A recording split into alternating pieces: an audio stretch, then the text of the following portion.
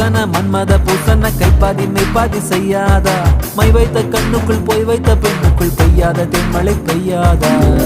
தரையில வெண்ண வச்சு அத பொத்துன்னு கைப்பத்த பாக்குற